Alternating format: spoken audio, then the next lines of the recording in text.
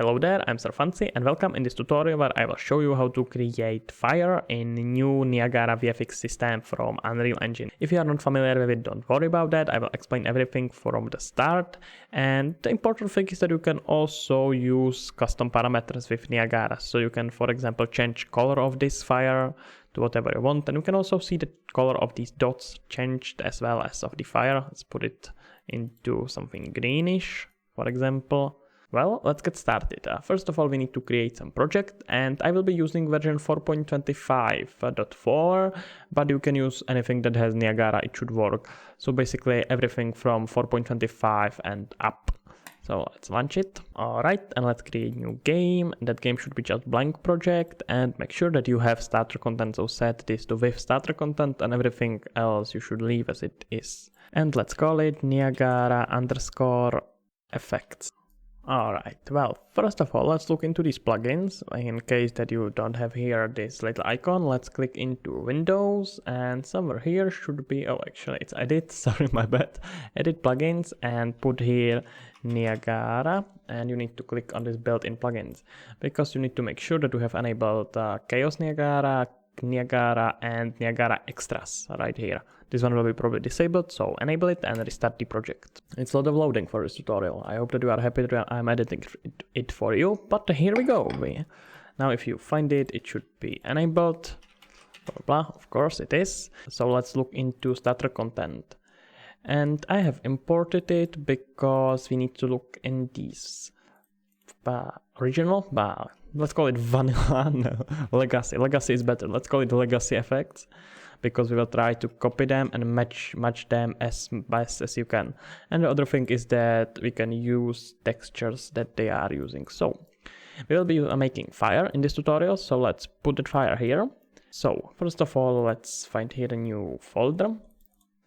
And we'll have to right click and create that folder, which will be called fire.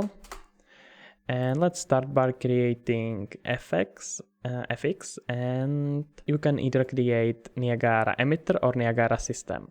Super simple explanation is Niagara System is built out of Niagara Emitters, and single emitters are very similar to these legacy effects. Basically flames is one emitter, other flames are another emitter, smoke would be different emitter, etc. So let's do it properly and actually create first of all some emitter. So let's call it Niagara Emitter. And I want to create new emitter from template, and this time around let's just use empty emitter. So let's finish it and call it NE, like Niagara Emitter _ and we are making fire. Alright, let's open it. And you can see that it's very similar to Blueprints, at least interface wise. So let's do something here. Right now you can see that nothing is happening, even though this is playing. And that's simply because we have chosen empty emitter, and that is empty pretty much. You could have guessed. Okay, I should shut up and get to work. Right on it. So first of all, let's look into emitter update, and we will want to add here spawn rate. That will set it so we have certain rate of objectives, in this case sprites, spawned. And let's start by setting it to about 20 and see why is nothing happening. Because you also have to play it, so click on spacebar to play it, and you can see that already something is happening. It's spawning here, but it's only being here, which is kind of boring and useless. So let's see what we can do with that. Well, let's click on this sprite, and it will want to definitely get rid of this default sprite material, because who would want to have fire built out of something like that? So for that we will look into fire, and that's exactly the texture I talked about. We will steal that, and it will probably need to be compiled, so wait for a bit. And in the meantime, we can actually look into that. If we find that, you can see that it's material built out of this texture, which you can again find, and it's right here from the starter content. And as you can see, this is one image that contains animation frames, which we need to set up our emitter to work with. So if we go back into our Niagara Emitter, we don't want all of this to be spawned. We want to click back onto our sprite renderer, and kind of change this sub UVs. So let's try 6x6, and it should be, I believe, 6x6, because we have, if you look back into our texture, it's built from 6 sides on each side, so 6x6, 36 in total. That 30, remember that 36, we will need that later. Because we will need it actually now. Because right now we'll look into particle update and add here animation, sub UV animation. What it will basically do is to animate this sprite that we have here. And we know the number of frames is 36, because overall we have here 36 different frames. So let's try to set it. Oh, 36. And if we now try to play it, it's starting to look pretty cool. Well, at least it's not looking that bad as it did before. Let's move our sub UV animation before our solve forces vector, velocity, sorry. And let's see if it will look better if we lower our spawn rate. Let's set it to 1. And you can see that it looks more like actually fire animations. Let's also make it much bigger. So if we look into our initiate particle, you can set here sprite size. Right now it's on 5 to 5.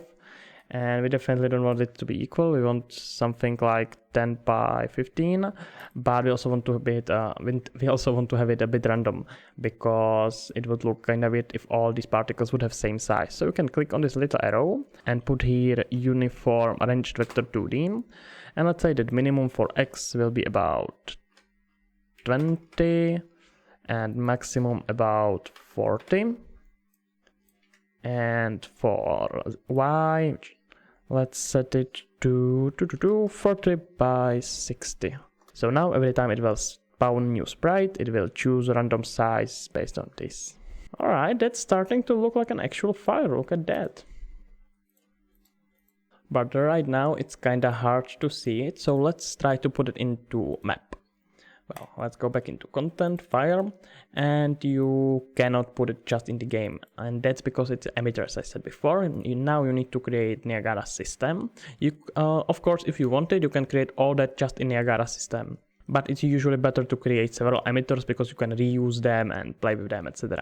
So right now let's create new Niagara system, and let's just create empty one. So create empty system, call it NS as Niagara system, and fire.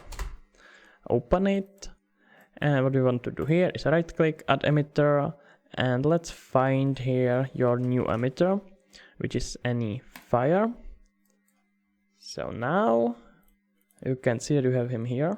Let's try to put it in the game. So now let's go, mate. It's still a bit small. Let's put him higher, and that is way too little of him, let's say. Way too little of him. So we can now continue and edit it here, because now all changes you would do here wouldn't affect this one. So you could use this emitter as something else. If you would want to create fireball or something like that, you would use this as base again. So that's not what we will do yet. We will still edit in any fire, which means emitter. So let's start by adding spawn rate. Let's set it to about 10. And let's also make it even bigger. This is probably still too small, so let's try like 40 by 60. And the y-axis should be about... You know what, let's do 50 by 70. I'm afraid it will be a bit too stretch, but... Alright, but right now, the problem is that all of it is spawning on one place, which is a terrible idea and looks even worse. So what we want to do here is to click on our particle spawn, because we want to set some event on our spawn.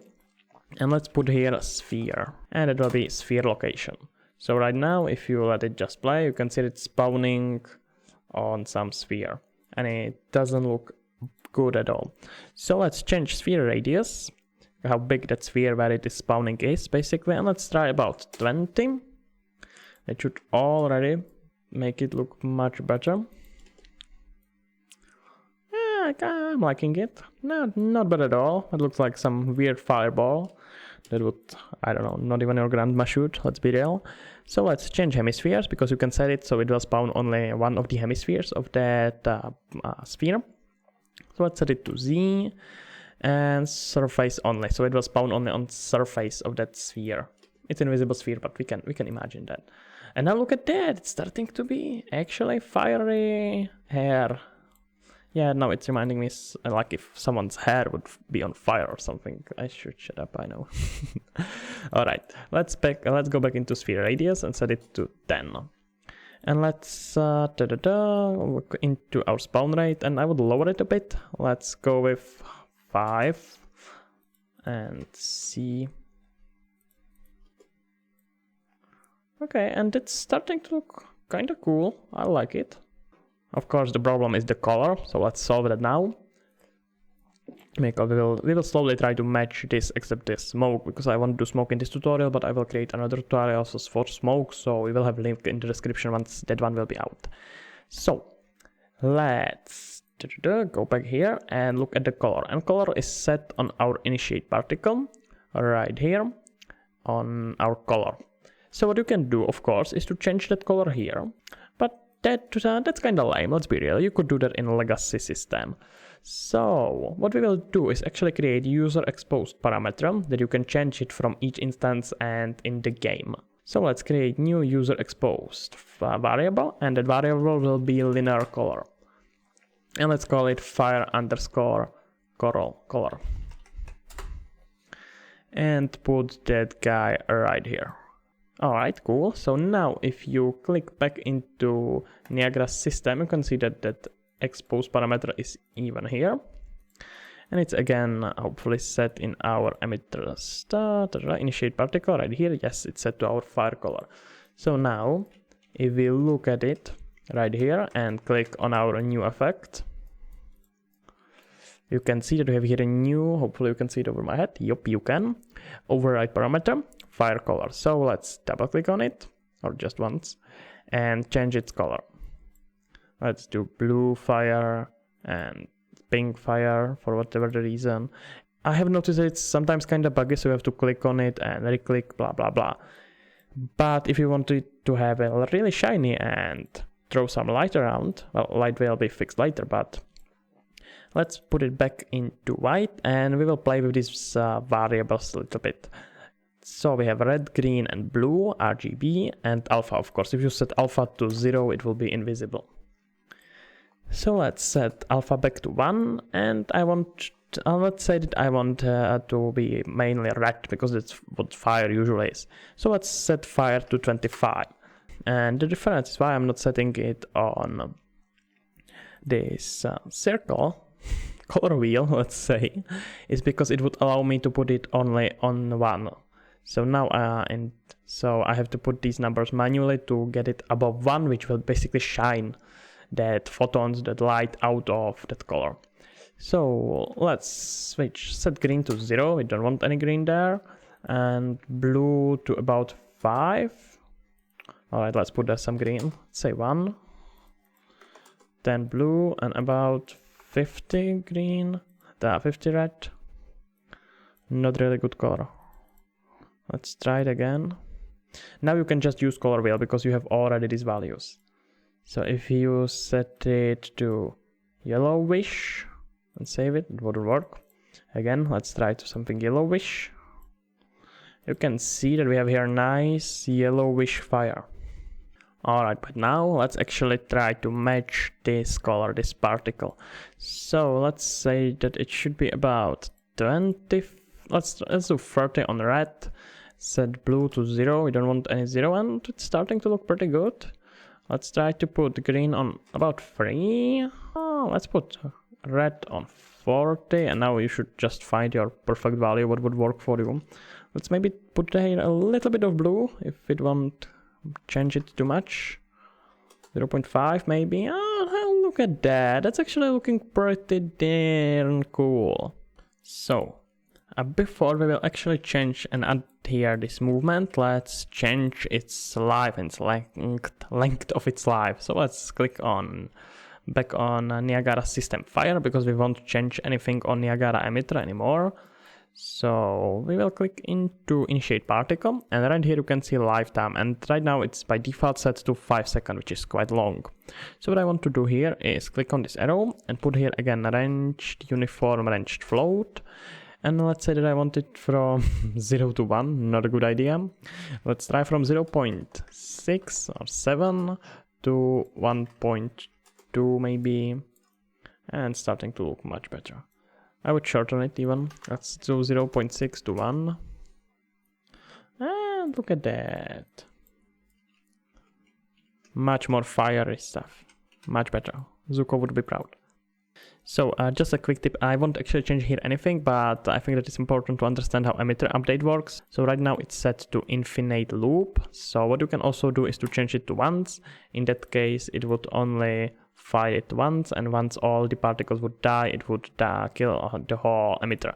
But we will leave it on infinite because we want it to be fiery and burn forever. So that's just a side note.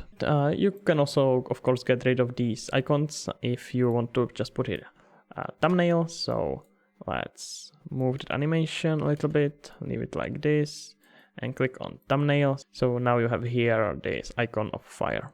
So let's add here some movement. Well, right now I will try to match it pretty much as it is here.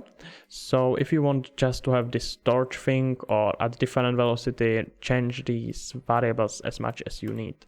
So let's go into particle update and add here velocity. And let's add velocity, just add velocity, won't do anything else. And you can see the highway error, that's because it's after self forces and velocity. So let's fix this issue. And if I click on play, it's not adding any velocity because it's set to 0. So what I will do is to click on this arrow and again add here some randomness, so uniform ranged vector. And let's say that I don't really want to move it along y-axis, so I want it to move between 0 and 0.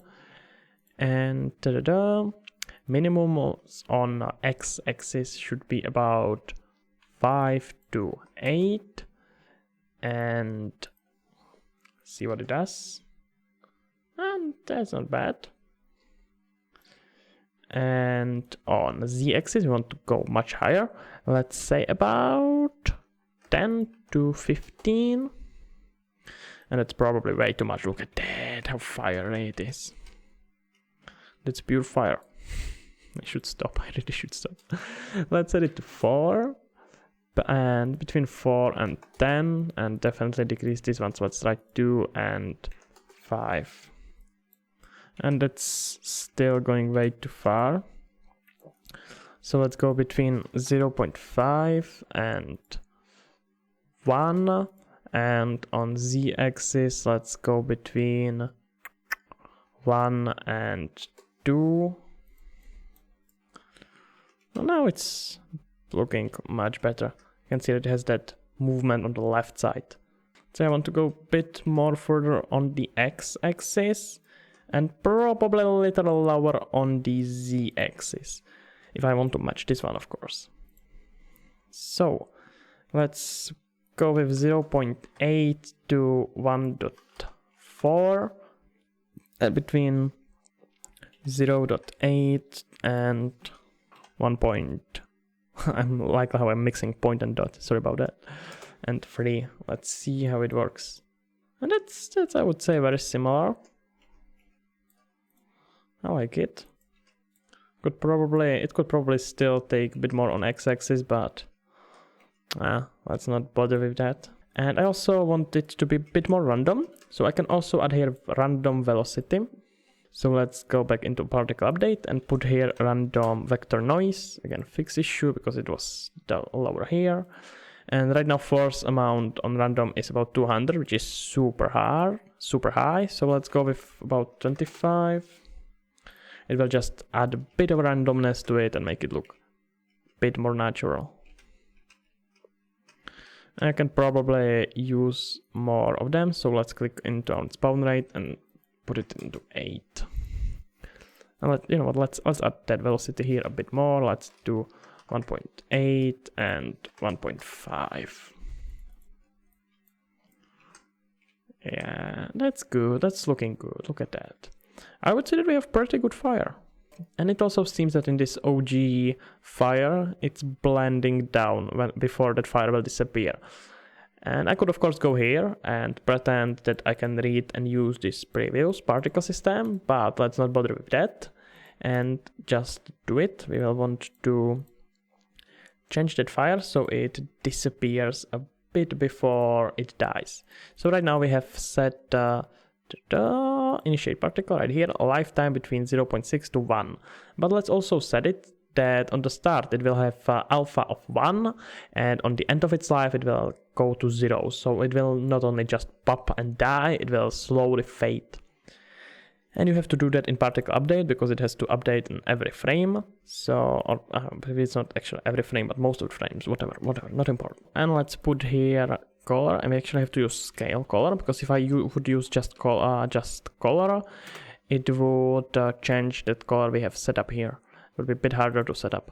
So right here we have scale color, and if I set alpha to 0, it should be invisible. Pretty good. So what I will do is to disable the scale RGB. I don't care about that. So I want to have still this color on both of them, as you can see, and change it. So we will take this scale alpha and put here curve.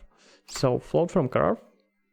And now you can see a little bit that those fiery sprites are slowly disappearing.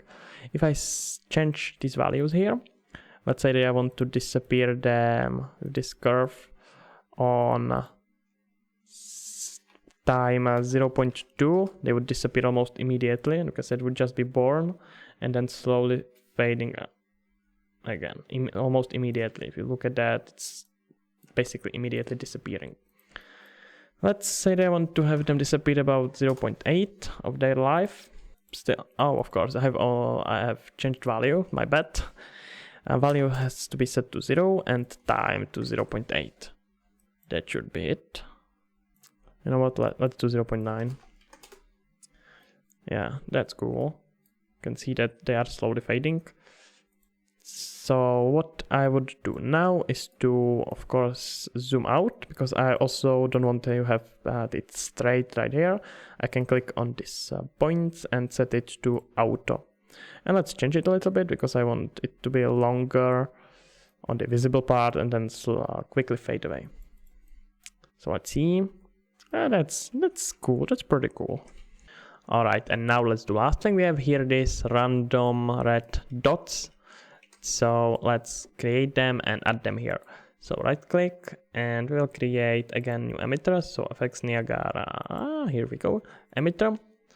And I don't know how they are called. So let's just create new emitter from template. And this time around I don't want to use empty, but fountain. We could work with fountain, but let's just do simple sprite burst and call it any underscore. Let's call it fire dots. I have no idea. I suppose they have a name, but I just don't know it. So you can see that now it's just spawning them on random. Cool. They are not moving at all. So you know what? I won't change anything here to not waste your time. Let's just put it into our emitter. So onto our system, so Niagara system fire, right click, add emitter. By the way, if you can't find all these, you are probably have to change view options and enable, I believe, engine. Yeah, we have to enable engine content, but I don't need them now. So let's just add here fire dots, and you can see that they are spawning there somehow, and they are spawning only once, and that's because you can probably see it here. Come on, let's start, mate. That's because we need to change emitter updates from loop behavior once to infinite. Cool. And now let's change its scale because it's way too big. So initiate particle, sprite size is right here set to 50-50. Let's do, you know what, let's pretend that we want it to save its ratios, so it will always be 1:1. Let's click on this arrow and convert it to float. So now we change it only with one value, and right now it should be 1:1. You can see it's really small there, but if I change it to 50 again, it will have the previous value. So what I want is in sprite part attribute, put here a random uniform ranged float, and I want to go between, let's say I want to have them between 2 to 15. Some of them will be pretty big, but doesn't matter. All right, cool. And now I want to look in only at fire dots. So let's click on this little guy that will isolate it. And you can see it's already disappearing, and that's because we are setting here already that scale color that was by default in that emitter we have chosen as template. But let's also add here some velocity. Well, first of all, you know what? Before that, we will actually take initiate particle and use our color user parameter, because we want it to have same color as these has. We will go into particle update and add here velocity in, let's do in cone to start it. Again, take it before solve velocity and just, oh, of course, we need to put here some strength. So let's put here 2 on velocity strength. And it's going up, which is not necessarily what I want. And that's because cone axis is set 1 on X and I want it to 1 on Z. So now once it spawns, it should go up and up. And we also have it to set to spawn burst. You know what, let's just disable it. Click on this little icon. I would delete it, but I can't because it's inherited from this emitter and blah, blah, blah. I would have to change it. Don't worry about that. So let's put here emitter update, and I want to use same thing as before. So spawn rate. And let's say that I want to always spawn about 5 of them. And now that's cool. Look at that.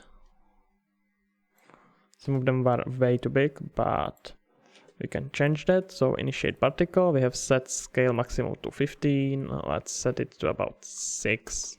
And I would say that strength is a bit too much. Let's put it on 1. Alright. And another thing, let's put here drag that will fix how much it is going up. About 1. How does it go? Oh, that's a bit better. Now you can disable that isolate so we can actually look at it. Okay, the drag is way too slow, so let's set it to 0.1. They are disappearing way too soon. You know what, let's get rid of drag. We won't use it in the end. We do it a bit differently. Oh, they managed to disappear before they are actually seen. So what we can do is click in initiate particle and change its lifetime. Again, uniform ranged float, and let's go from 1 to about 3 seconds. Okay, let's make it a bit faster actually. Let's set velocity strength to 2. And let's put here some randomness. So random vector noise force under particle update, move it under add velocity in cone, and definitely don't have it in 200 if you don't want it. You know what, actually, let's leave it like that. I have a better idea. Let's increase add velocity in cone in about 10. Now it looks like it's just shooting away, but now we can actually use the drag. Fix it. I would say that looks much better. I would say that add velocity in cone is too high. Let's go only on about like 4. But that's cool. It's maybe going a bit too up, so you can of course change it. So add velocity in cone, and let's add here 0.1 on X and Y axis. Let's see now. It's a bit more like that, and we can vector noise force set to 500. That should put it around. Yeah. And let's also set it up so it will scale down once it will spawn. Before it will actually die. It's very similar process as we did here with scale color. It's actually same, but with different parameters. So let's put here particle update and set it to particle size. Well, let's just put here size, and we have, oh, it's actually scale. So scale sprite size. And what we want to do is to convert it to float, vector 2D from float, and then convert it to curve, so float from curve. So now, if I isolate it again, you can see that it should slowly be smaller and smaller as it lives on and disappear. And of course, it's usually much better to take all these points and change them to auto. And if you look here and disable that isolation, I would say that it looks pretty cool. You can probably increase the drag to not have them fly away so much, or decrease velocity, etc, etc. These are values you have to play on with yourself. I don't know exactly what you are looking for. But last thing, I would also adhere to its sphere location, because right now it's spawning all on one place, which kind of messes it up. So let's adhere sphere location, and let's actually set here same stuff as we did before. Let's surface only, and let's go about 20. We can make it a bit bigger, so it will spawn from different places. Again, would increase probably drag to 2. Alright, I would say that they look pretty similar, pretty well, if I say so myself. Because this one looks a bit smaller, so let's change it. Can go back into emitter fire, and we have set here on initiate particle minimum sprite size to 4060 and 5070. So let's go with 60. Oh, dude, 60, 80, and 70, 90. That should make it bigger, but you would have to also increase velocity, etc, etc. Well, that's everything for this tutorial. I hope that you now learn how to make fire. I will definitely make more Niagara tutorials, so if you are interested in them, subscribe and like and all that funny stuff. Well, in the description you have Patreon, where you can either support me, which I would very much appreciate, or download download project files for this tutorial. And that's about it. Sir Fancy out.